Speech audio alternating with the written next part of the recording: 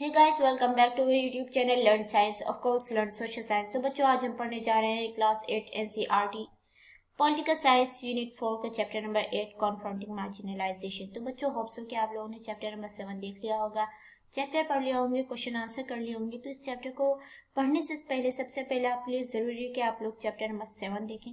वो इसलिए कि हमारा चैप्टर नंबर 7 है अंडरस्टैंडिंग मार्जिनलाइजेशन, मार्जिनलाइजेशन की समझ, उसको समझना। उसमें हमने उसको अच्छी तरीके से समझा था, कौन कौन से ग्रुप्स मार्जिनलाइज्ड हैं हमारे इंडिया में, वो भी समझा था। तो वो अगर आप लोगों को मार्जिनलाइजेशन क्या होता है, कैसे होता है, कोई ग्रुप कोई कम्युनिटी कैसे मार्जिनलाइज हो जाती है, माइनॉरिटी जो हमारे यहाँ मुस्लिम्स कम्युनिटी जो कि माइनॉरिटी में है वो मार्जिनलाइज्ड है, तो ये सारी चीजें हम लोगों ने चैप्टर नंबर 7 में समझी थी। तो अगर आप लोगों को वो बातें समझ में आएंगी तभी आप लोगों को कॉन्फ्रंटिंग मार्जिनलाइजेशन यानी मार्जिनलाइजेशन का सामना करना, उसको फेस करना, कैसे लोग उसको फेस करते हैं, जिन लोगों को हमारी कंट्री में मार्जिनलाइज कर दिया गया है या जो लोग मार्जिनलाइज्ड हैं वो किस तरह उसका सामना करते हैं, इसको आज हम पढ़ने वाले हैं। तो बेसिकली सबसे पहले आप ये पोस्टर्स ही देख लीजिए जो मैंने आप लोगों के लिए लगाए हैं कि किस तरह लोग जो हमारे यहाँ स्वीपर्स होते हैं, जिनको बेसिकली लोग क्या बोलते हैं, भंगी बोलते हैं, आम डिफरेंट डिफरेंट जो लोग जूते सीते हैं उनको चमार बोलते हैं। कास्ट के आधार पर, उनके वर्ग के आधार पर जो है उनके साथ बिहेव करते हैं, मिसबिहेव करते हैं उनके साथ। और जो माइनॉरिटीज में है, फॉर एग्जांपल मुस्लिम से, दलित से, उनको इस तरह मारपीट कर रहे हैं। और आज की प्रेजेंट सिचुएशन में तो हमारी इंडिया में ये सारी चीजें बहुत ज्यादा बढ़ गई हैं।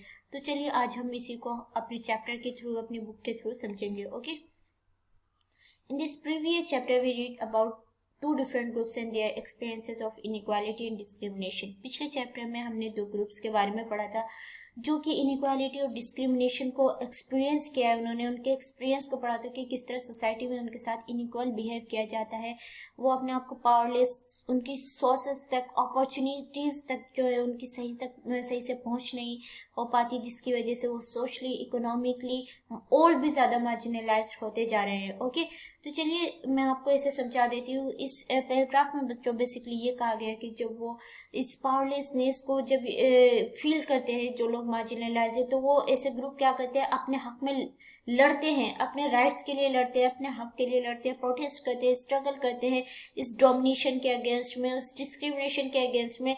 और वो अपनी सिचुएशन से ओवरकम करने के लिए, यानी अपने इस मार्जिनलाइज होने को खत्म करने के लिए, अपने आप को इक्वल लेवल पर लाने के लिए सोशली, इकोनॉमिकली वो लोग जो है काफी सारी स्ट्रेटेजीज अपना रहे हैं। वो लोग जो है प्रोटेस्ट करते हैं, अपना सेल्फ इम्प्रूवमेंट कर रहे हैं, अपने आप को एजुकेट कर रहे हैं, इकोनॉमिकली बेहतर करने की कोशिश कर रहे हैं, और वो डिफरेंट तरीके से अपने आप को इस सिचुएशन से ओवरकम करने की कोशिश कर रहे हैं और अपने आप को भी इक्वल लेवल पर लाने की कोशिश कर रहे हैं। और जो भी वो स्ट्रगल करते हैं, प्रोटेस्ट करते हैं, वो उस चीज पर डिपेंड करता है जिसके लिए वो प्रोटेस्ट किए जा रहे हैं, यानी जिसके लिए उनको मार्जिनलाइज किया। अगर उनको उनके रिलीजियन की वजह से मार्जिनलाइज किया जा रहा है तो वो उसी तरह करते हैं अपने आप को। और अगर इकोनॉमिकली उनको मार्जिनलाइज किया जा रहा है तो वो उसी तरह अपने आप को इकोनॉमिकली बेहतर करने की कोशिश करते हैं, अपने आप को एजुकेट करते हैं।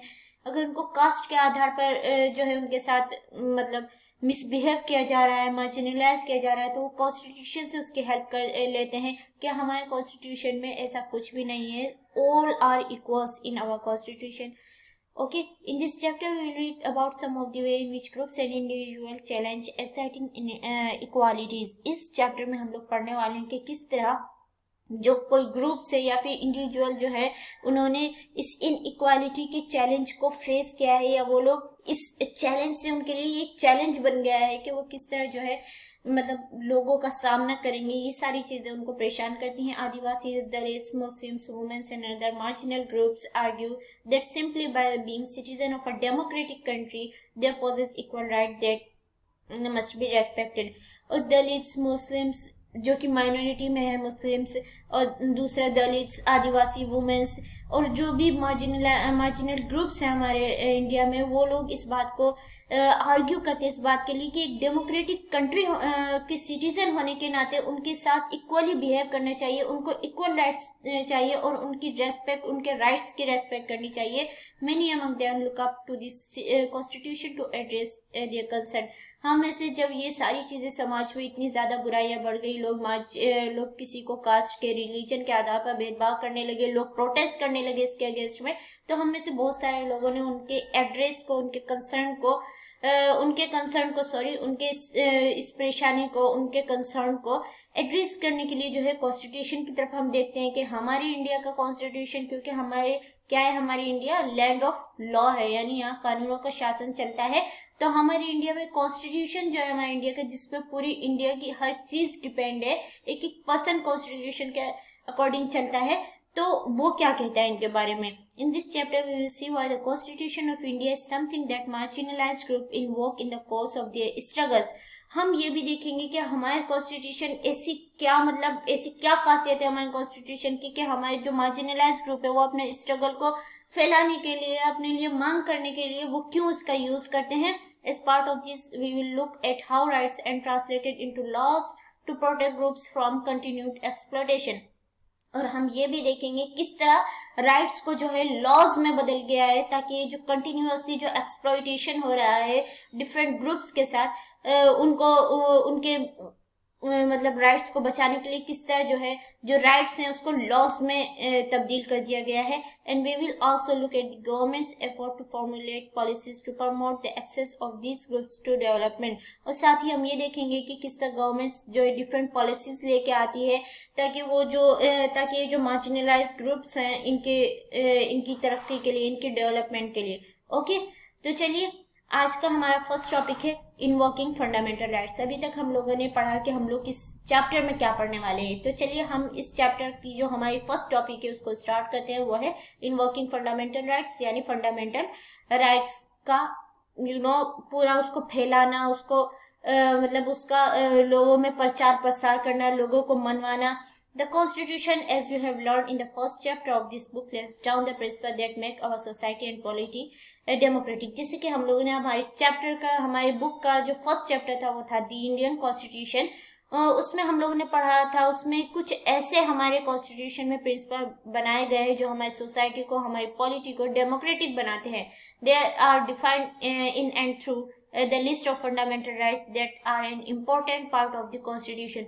और हमारी कंट्री एक डेमोक्रेटिक कंट्री है, वो किसके द्वारा सबसे ज्यादा डिफाइन होता है? फंडामेंटल राइट्स द्वारा, जो कि हमारे कॉन्स्टिट्यूशन के मोस्ट इंपोर्टेंट पार्ट हैं। These rights are available to all Indians equally. और ये जो राइट्स है फंडामेंटल राइट्स, वो सभी इंडियन को, चाहे वो मेजोरिटी में हो, माइनॉरिटी में हो, किसी भी कास्ट के हो, गरीब हो, अमीर हो, सबको इक्वली जो है ये अवेलेबल है। As far as the marginalised are concern, they have drawn on these rights in two ways. और जहां तक मार्जिनलाइज्ड लोगों की बात है, ग्रुप्स की बात है, तो उन लोगों ने इन लॉज का दो तरीके से इस्तेमाल किया है। First, by insisting on their fundamental rights. Firstly उन्होंने क्या किया है, अपने फंडामेंटल राइट्स पे, जो उनके बुनियादी हुकूक है, जो उनके मतलब उनको जो हक प्राप्त है, सबके जो फंडामेंटल राइट्स है उस पर जोर दिया है। उनको लोगों को बताया है, उन्होंने कहा है कि ये राइट्स ना सिर्फ तुम्हें बल्कि हमें भी हासिल हैं। They have forced the government to recognize the justice done to them। और इसके आधार पे उन्होंने, इसके बेस पे उन्होंने सरकार से इस बात की अपील की है, आर्ग्यू किया है, या फिर सरकार को इस बात के ध्यान दिलाया है, सरकार की तवज्जो दिलाई कि वो उनको इंसाफ दिलाए, उनके साथ इंसाफ के साथ पेश आए। Second, they have insisted that the government enforce these laws। और सेकेंडली उन्होंने गवर्नमेंट की इस बात पर तवज्जो दिलाई है, ये गवर्नमेंट को इस बात पर जोर दिया है कि वो इन लॉज को जो है लोगों को मानने के लिए इन्फोर्स करे। फंडामेंटल राइट्स सबको जो है चाहिए कि इन राइट्स की रेस्पेक्ट करें।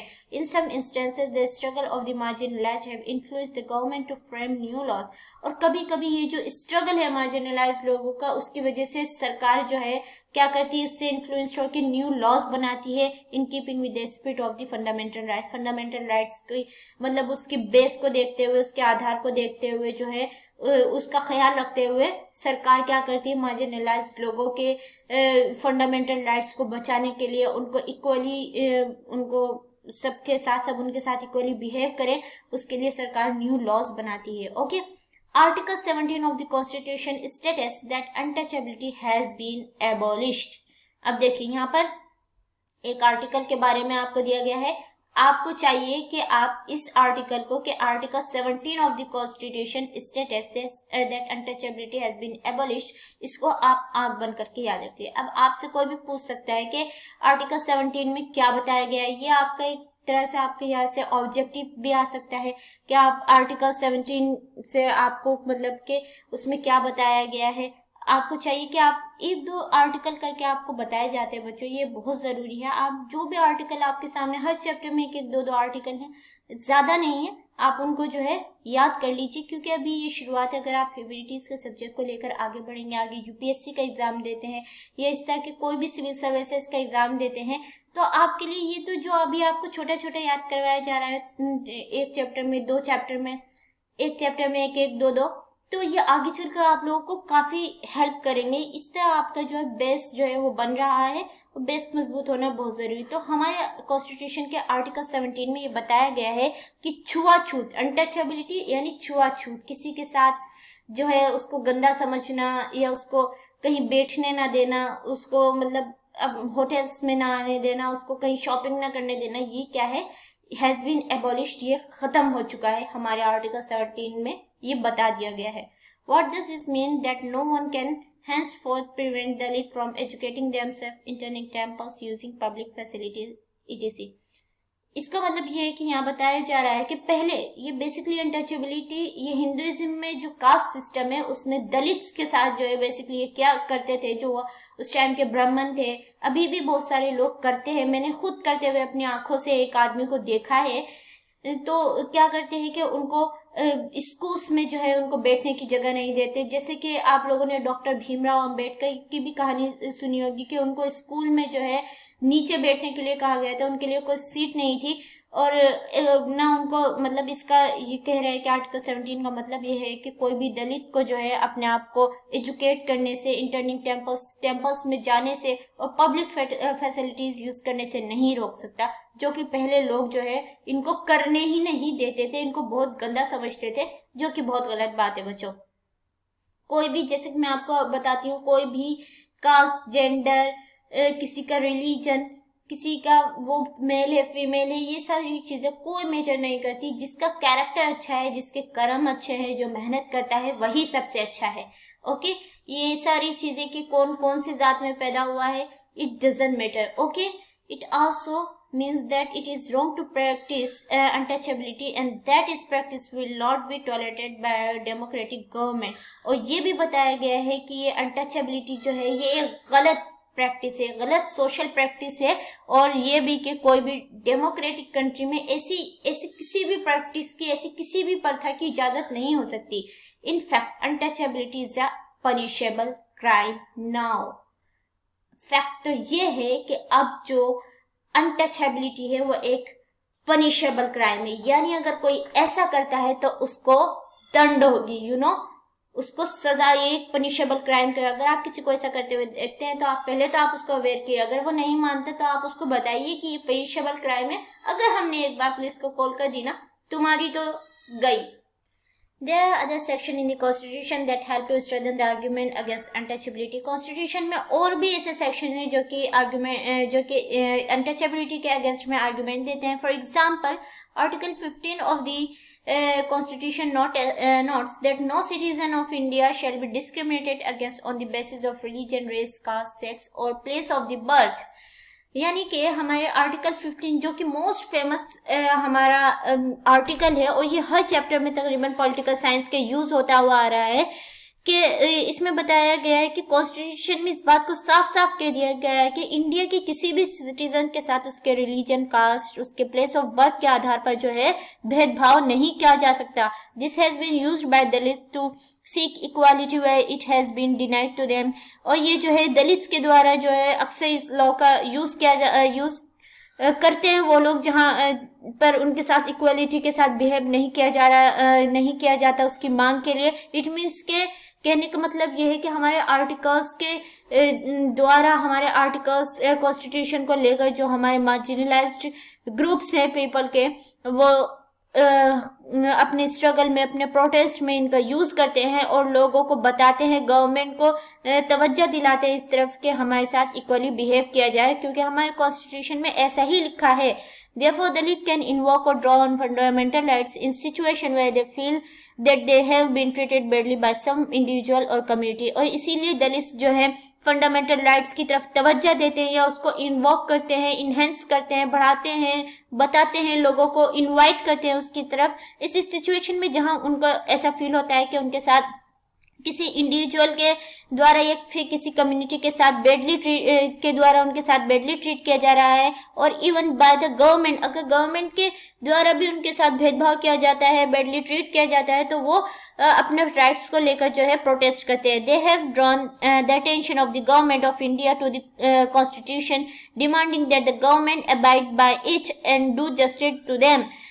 वो लोग जो है अपने प्रोटेस्ट के, अपने स्ट्रगल्स के द्वारा जो गवर्नमेंट है इंडिया की, उसकी कॉन्स्टिट्यूशन की तरफ तवज्जो दिलाते हैं, अटेंशन दिलाते हैं कि कॉन्स्टिट्यूशन में क्या लिखा हुआ है, और वो गवर्नमेंट से इस बात की डिमांड करते हैं कि ये सब जो उनके साथ बैडली ट्रीट हो रहा है, मिसबिहेव हो रहा है, डिस्क्रिमिनेशन हो रहा है, इसको जो है रोके और उनके साथ इंसाफ करें। तो इस तरह लोग जो है कॉन्स्टिट्यूशन का अपने स्ट्रगल्स में, अपने प्रोटेस्ट में जो है यूज करते हैं।